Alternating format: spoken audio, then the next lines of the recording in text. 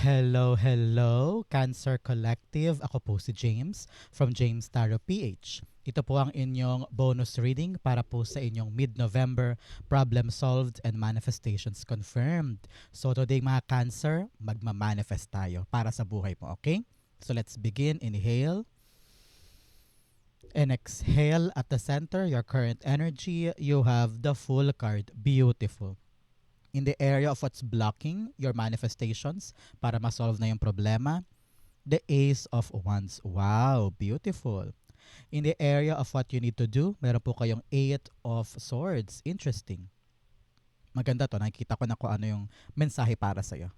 In the area of what you need to focus on, you have the Queen of Pentacles. In the area of what's coming in, you have the Justice card. Wow, beautiful. In the area of your divine messages, meron po kayong King of Pentacles. Wow, King and Queen. Mamaya pag-usapan natin kung ano ibig sabihin yan.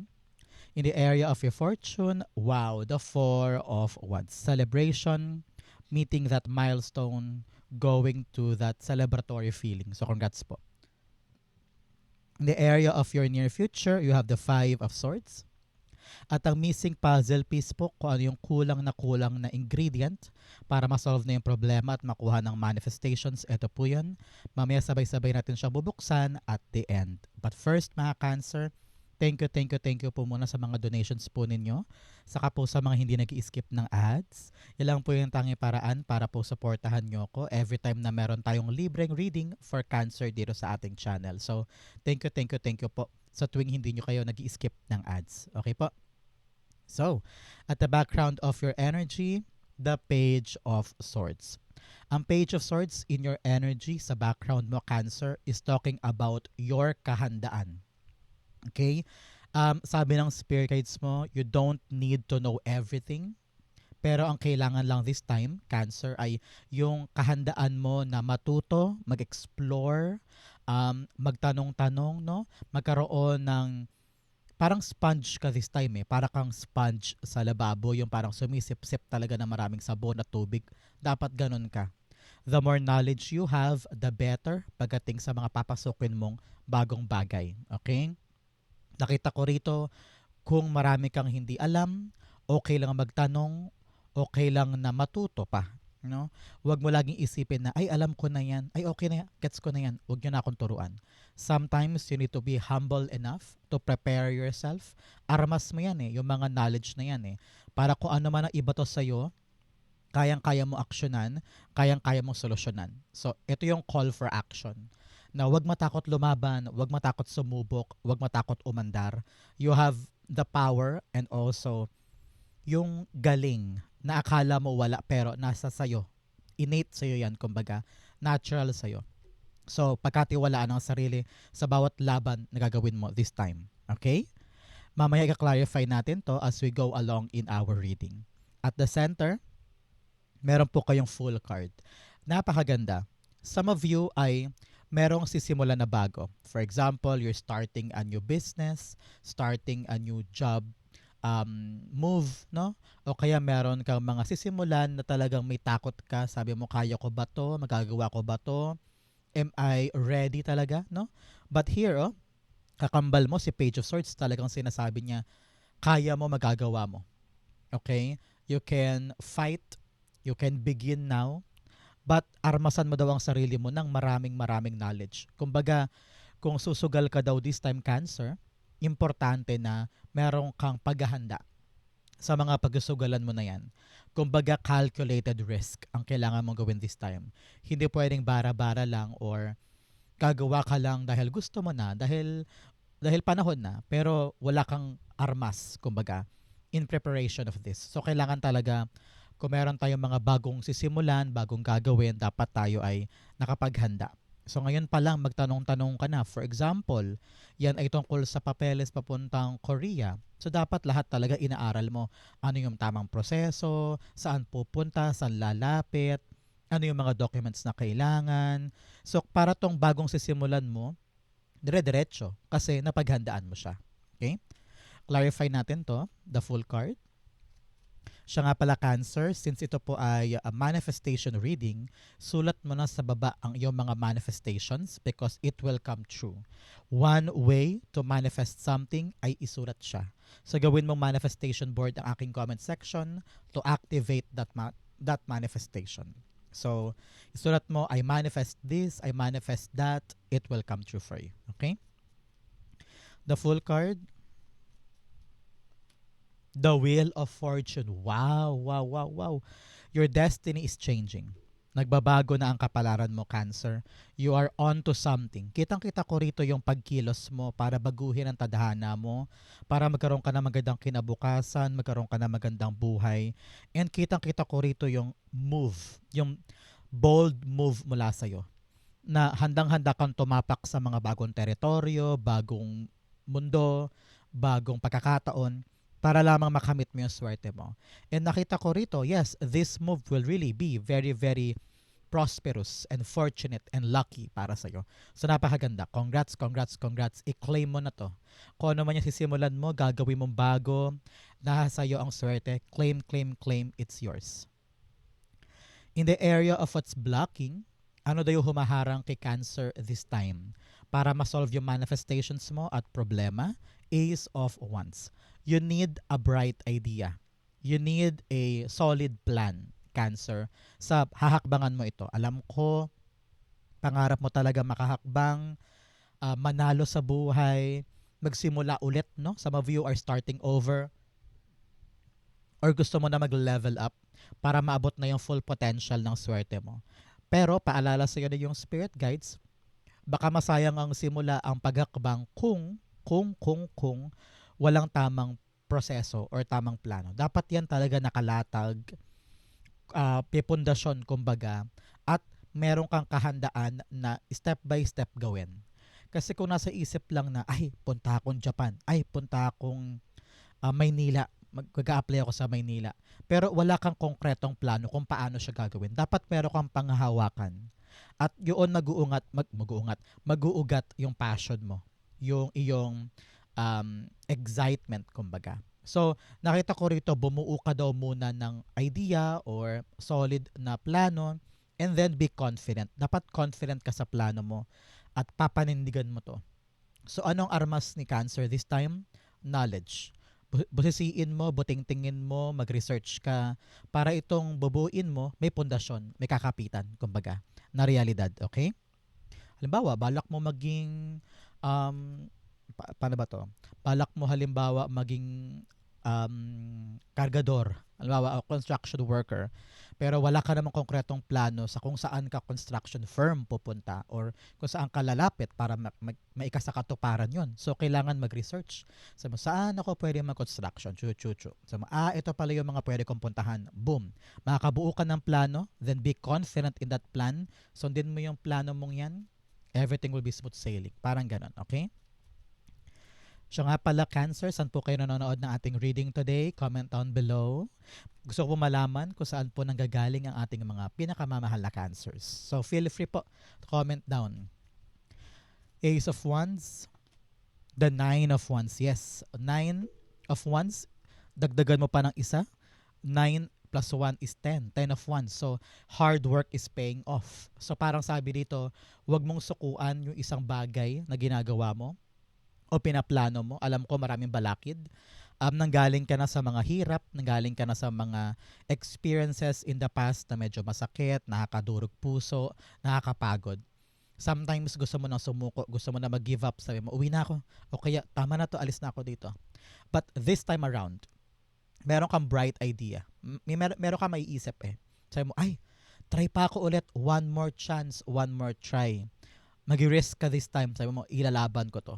Pero baka matakot ka. Sabi mo, ay hindi ako confident, wag na lang. So, baka ang humarang sa'yo, yung sarili mong confidence na parang, hindi ko kayang gawin, hindi ko kayang isabuhay, hindi ko kayang hakbangan, hindi ko kayang kumilos, natatakot ako. So, baka yun ang makahadlang sa'yo.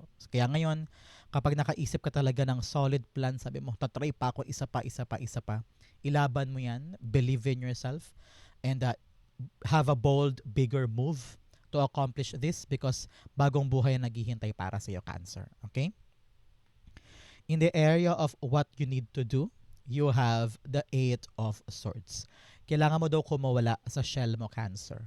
Marami kang self-limiting thoughts, marami kang mga kinakatakot, or you feel stuck minsan, no? Parang sabi mo, ito ang gusto kong gawin, ito ang plano ko, biglang boom, dead end. Hindi ko na alam ang pupuntahan ko, paano to, paano to, paano to. Para makawala ka daw doon sa stuck energy mo na parang ito ang problema, ito ang solusyon, hindi gumagana, no? So, paano ba to, saan ako pupunta? Research. Magbuting-ting ka, maghanap-hanap ka sa paligid mo, makakahanap ka ng solusyon sa bawat stuck energy mo. Okay? Kung lagi mo daw iniisip na wala akong solusyon, wala akong magawa, hindi ko alam ang gagawin, tulungan nyo ako, tulungan nyo ako. Kaya mo tong solusyonan. Nasa isip lang yung takot mo na wala ka magagawa, pero meron ka magagawa. If you just equip yourself with additional knowledge. For example, balak mo maging construction worker nga. Example lang to ha, para magets mo. So, kung wala ka mapasukan, kailangan mag-research ka talaga, maghanap ka ng iba pa.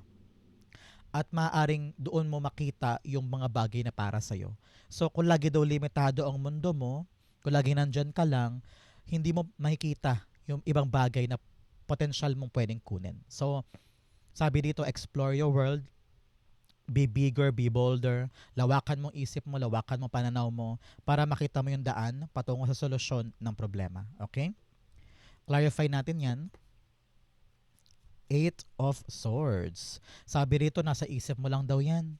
Kayang-kaya mo yan lagpasan. Huwag kang papatalo sa takot mo, sa inhibitions mo, sa stress mo. Kayang-kaya mo lagpasan ang problemang yan. Okay? Eight of Swords, the Three of Wands. Yes.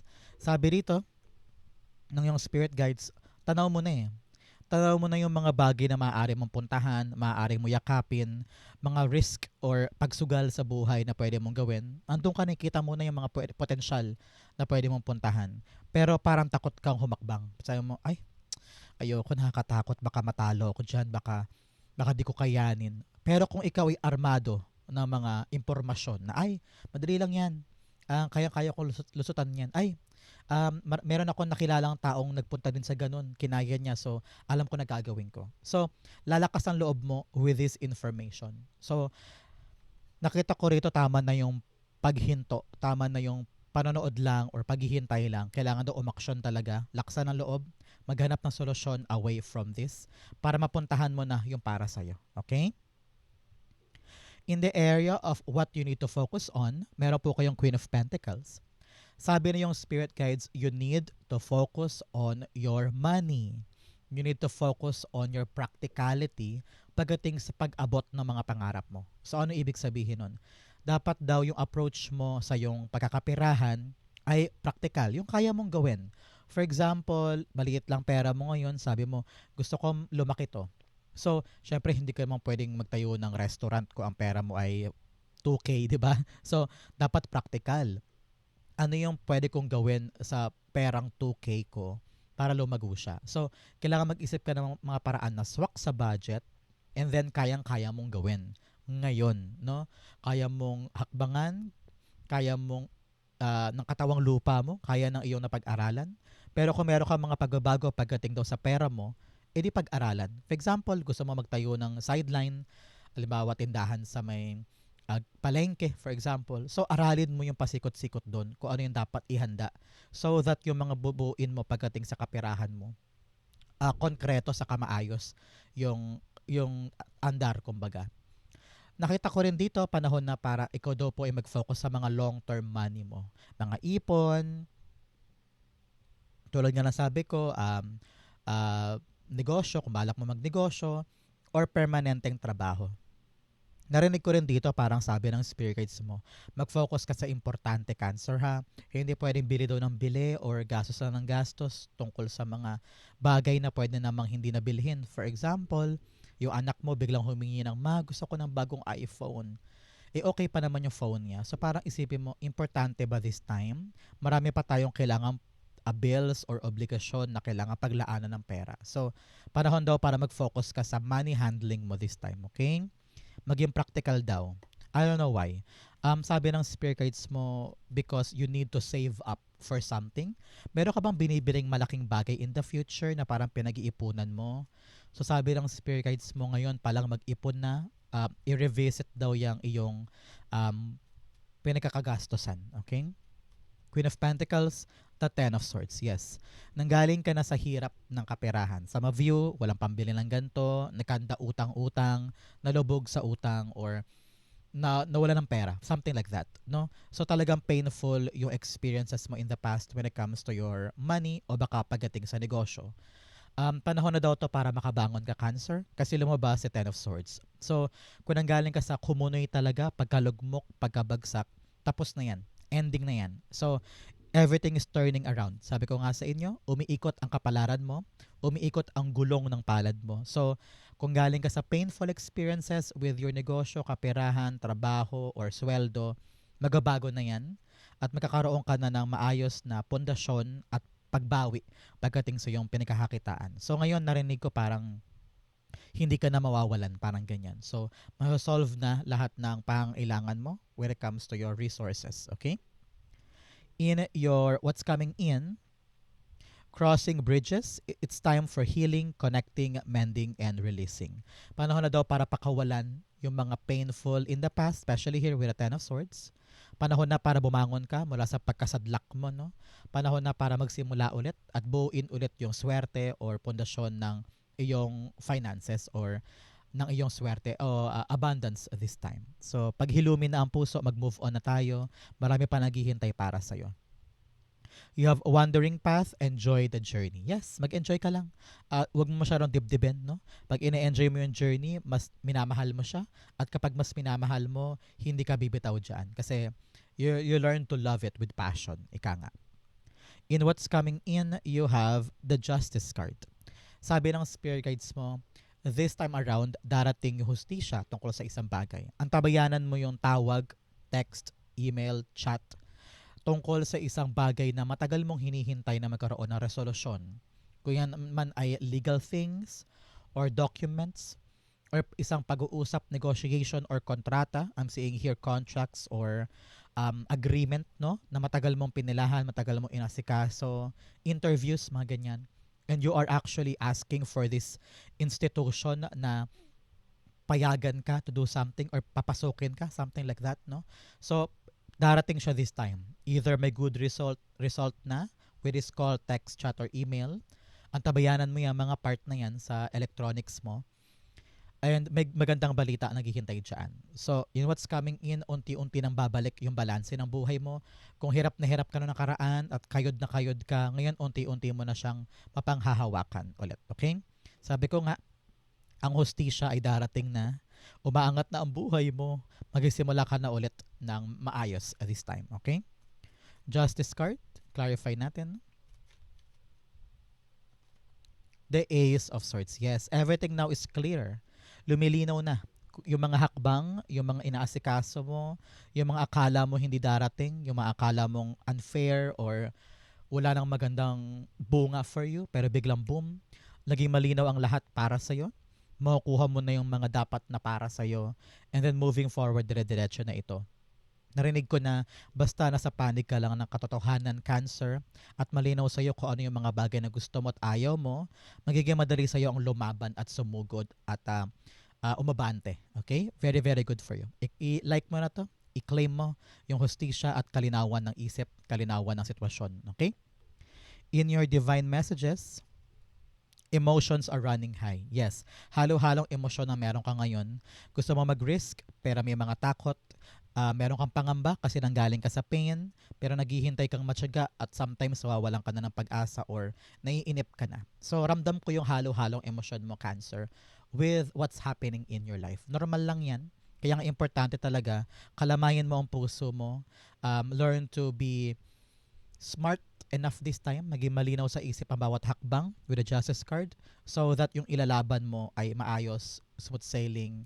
Kaya armasan mo ang sarili mo ng mga impormasyon. Magtanong-tanong ka, huwag ka mahiyang magtanong. O kaya kalkalin mo yung mga legit. Dapat legit ng ginagawa so that everything will be into places in your life. Okay? Expect a powerful change. Yes, ito yun. Risking something, starting over, at doon magsimulang magbago ang kapalaran mo. So, i-expect mo this time yung mga makapangyarihang pagbabago sa buhay mo for the better na ito. In your divine messages, King of Pentacles. Ang payo sa'yo na yung spirit guides, una-una, you have King and Queen here.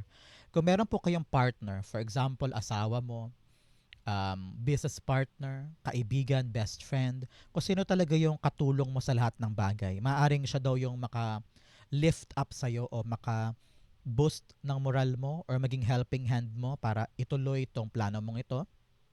Um, Meron ka daw isang taong pinagkakatiwalaan na siya magiging gabay mo or magiging accompaniment mo para maituloy itong laban na to na kinakatakot mo kasi sabi mo nga parang you've been through a lot at ang hirap-hirap umabante or mag-risk. Pero with the people around you, talaga namang through thick and thin, nandyan para supportahan ka. They will give you the solid foundation para mabuo mo tong bagay na ito. Ang payo rin sa iyo na yung Spirit Guides Cancer, maging practical ha pagdating sa paghawak ng iyong kaperahan, ng iyong business, ng iyong trabaho. Dapat daw ay, ang sabi na yung Spirit Guides, maging sigurista ka. Hindi pwedeng kikilos ka lang ng patalo or bara-bara or hindi masyadong pinag-isipan. Kasi maraming mga tao impulsive, di ba? Naisip lang today, bukas i-apply na. O kaya nabuisit lang today, bukas mag-quit na, no? So, dapat daw pinag-iisipang mabuti at saka nakalatag lahat so that it will grow in your favor. Huwag kang mag-alala, pag lumalabas si King of Pentacles, isa yung malaking indikasyon ng success. Paglago ng pera, paglago ng business, paglago ng iyong ginagawang career path. So, congrats po. Clarify natin si King of Pentacles. Oops, madami. King of Pentacles, you have the Three of Pentacles. Yeah, sabi ko nga sa inyo, may mga tao sa buhay mo na tutulong sa'yo para payabungin yung sinisimulan mo. Maaaring family business ito, so family members.